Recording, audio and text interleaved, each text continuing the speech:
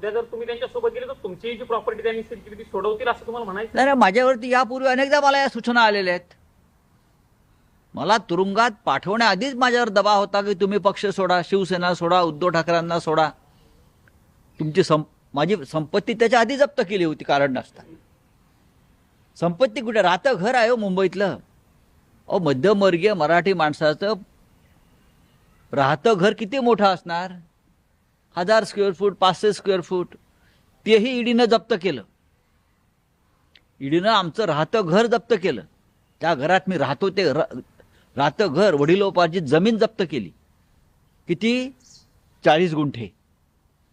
40 गुंठे बरं का, 1000 कोटी नाही, 5, 25, 50 लाख तेव्हाची किंमत.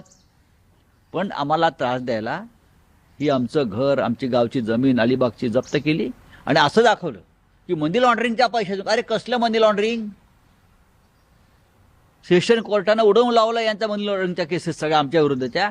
तरी आमचं घर सोडायला हे तयार नाहीत. पण अजित पवारांची 1000 कोटीची प्रॉपर्टी 4 दिवसात सोडवली. प्रफुल्ल पटेल यांची 300 कोटी 250 कोटीची प्रॉपर्टी ज्याचा दाऊशी लिंक लावलं होतं ईडीनं, ती 8 दिवसात सुटली. आता नवाब भाईंची सोडवली जाईल.